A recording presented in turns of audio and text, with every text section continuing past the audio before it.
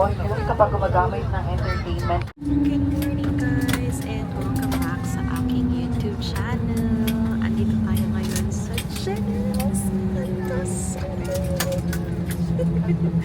Andito tayo ngayon sa kakalandlang ng plane and andito tayo ngayon sa General Santos Airport and we're having our Thank you for surgeon waiting. You tour. may now stand and get your bags from the overhead compartment. Maaari na po kayo.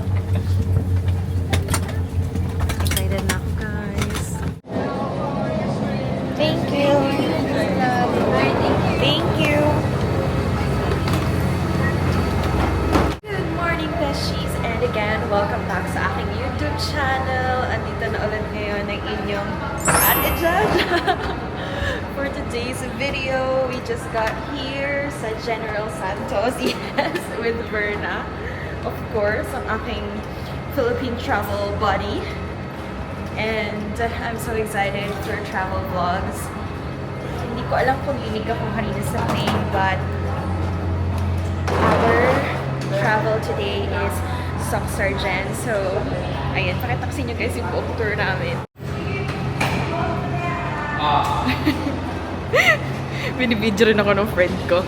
So, today is going to be a chill day for both of us. And samahan niyo kami sa buong tour namin. Sa buong tour, sa buong ganap, sa buong pagkain. So, make sure you guys are subscribed sa aking channel.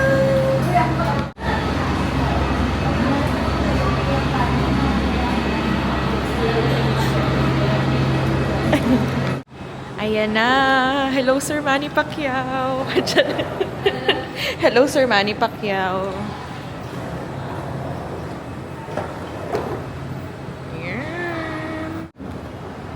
Ayan na, Beshies. Welcome to General Santos, home of the champions.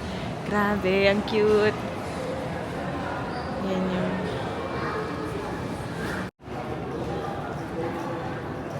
Okay. So, Sultan Kudarat, Sarangani, and Jensan. Actually, Jensan is not a province. Part po siya ng South Cotabato. so apat na provinces, Yes, kuya. yes. Pero, dadaan tayo sa Maguindanao del Sur and Maguindanao del Norte. So, six provinces. Kasi, And Sarangani, kuya. yung Sarangani is kasali sa Sock Surgeon. Okay po.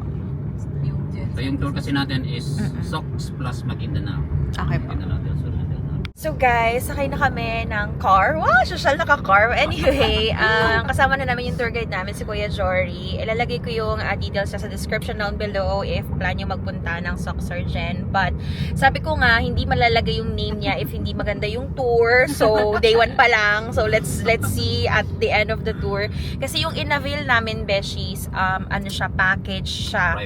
Private tour. So, and kasama na dun yung accommodation, yung tour. So, pretty much may mga exclusions lang siya ng mga activities and food. Of course, hindi yun kasama sa binayaran namin. But, yun, sa binayaran namin, it could still change. You can send them a message, of course, kasi ako personally, sasabihin ko, as of this moment, binayaran namin is 12,950.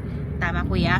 So yun, ang kasama na doon is yung accommodation namin, yung tour, yung transportation namin, tour guide fees, entrance fees daw sabi ni kuya, and then yung mga environmental fees.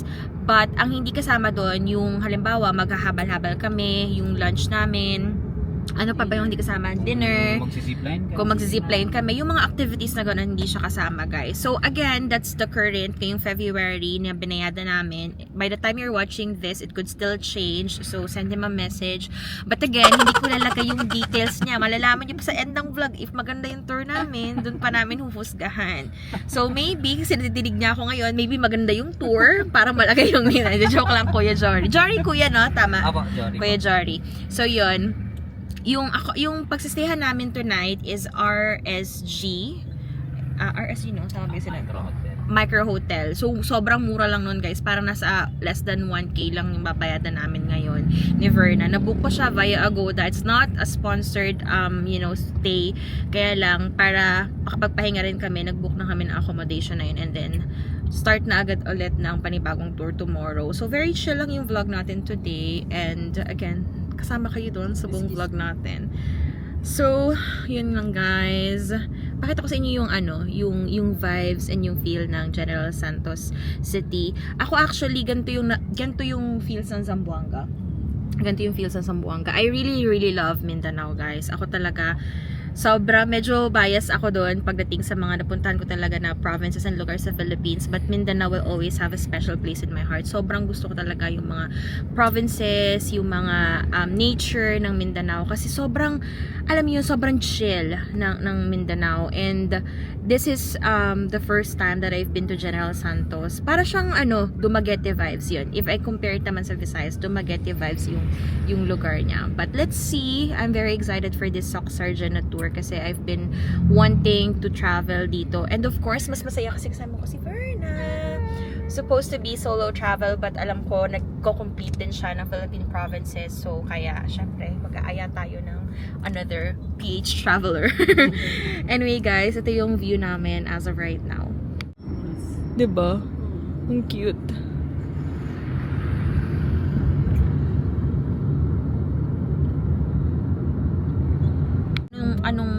Anong sikat na pagkain or Dito, pag nasa Jensan ka, ma'am, more on tuna tuna talaga? Dito, oo. Yes, to for tuna. Yung mga guests mo ko yun, nag-uwi sila ng tuna? Yes po. Actually, yung isang bag kanina na bitbit nila na parang bayong ba yun? Ano yun, styro na may lamang tuna ang laman nun. Oh. But anyway, pwede mo namang styro lang talaga sa'yo. Yung ganun kalaking styro, yung hawak mo. Opo. Magkano yung ganun kuya? Yung tuna dito? Depende po sa kung anong parts niya yung bibilin mo. Pero yung buong tuna, yung buong tuna talaga, kahapon nung nandun kami sa tuna port, 320 per kilo. So kung like yung tinanong namin kahapon, 47 kilos na sa more than 12,000 yung grabe. Makikita natin yun, Beshies, kasi malalaki talaga yung tuna dito. Ito ang tuna capital of the Philippines. So talagang Jensan. And syempre, pupuntahan natin si Uncle Manny. Charot. Uncle talaga, guys. Senator Manny. Ganyan. Nangapit bahay pala. So, Beshies, we just got here sa RSG Micro Hotel. We paid 889.20 pesos for one night. And mag-room tour tayo real quick. So, pagpasok nyo, you have cabinet. Ito ang aming bed. Merong maliit na TV, table, phone, and then we have here sink nasa labas. And then mirror. Wait lang. And ito na guys. Ang moment of truth. If Jaja approve. Okay. Maliit lang yung CR niya guys. But, not bad. We have tabo and timba of course. And then, malinis naman yung CR. In short, in short, Jaja approve siya guys, yung CR. And for 889 pesos per night, I think sulit na siya. So kami, syempre, i-divide pa namin sa dalawa yon. So parang 400 something pesos lang. Kayo na yung mag-math kasi hindi na gumagana yung utak ko. So yun, okay na siya, no? Meron palang Grab dito, Beshies. So may Grab dito. Nag-check ako, nasa mga 100, same lang din. Grab card din siya, 100 pesos, 150. So, pwede kayo mag-grab, pwede kayo mag-tricycle, and yun lang. Kami naman, since day 1 namin, kasama namin yung tour guide, siya yung naghatid sa amin dito, pick up from airport, hatid dito, and then siya rin yung magdadala sa amin sa pupuntahan naming cafe later. So, diba? Bongga na. And, Beshies, meron palang free breakfast. Bukas ng umaga, for 2 packs, of course, sa 889 pesos na bayaran namin. So, bukas natin malalaman kung ano yung breakfast sa next day vlog natin, guys.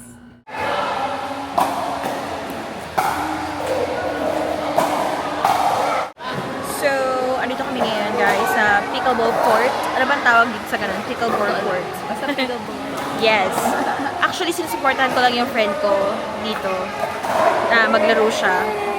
And then, wow, did you win? Did you win? Tapos, ang sarap din sa unang cafe, guys. Pumunta kami. Grabe, ang ganda sa atin serve. Ang dami na ng star! Wow!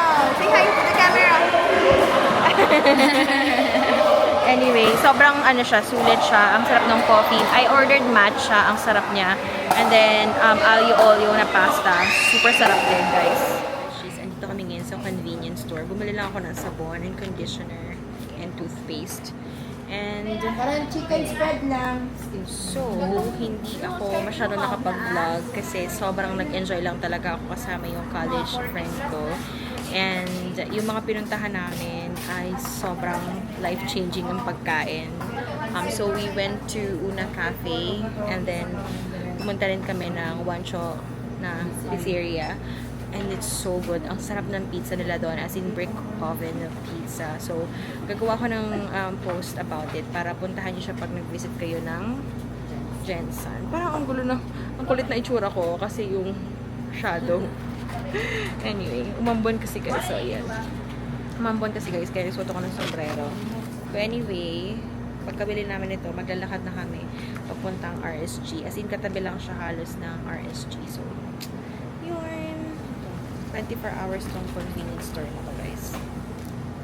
So, beshies, andito na ulit kami ngayon sa RSG Micro Hotel and I am just so happy I get to spend time with my college friend, college best friend. Actually, siya yung pinakaunang friend ko sa Manila. So, I'm so happy na nakapunta kami nakapag-dinner kami, nakapagkwentuhan, and medyo bitin lang din, syempre, kasi isang araw lang and we have a different tour the next day, but all in all, sobrang busog kami. Sobrang saya ng araw na to. Ang dami namin nakain, dami namin chika. And yeah, yung pizza and the matcha, super good. So, I had so much fun today, guys. To you, Mariko. Super busog.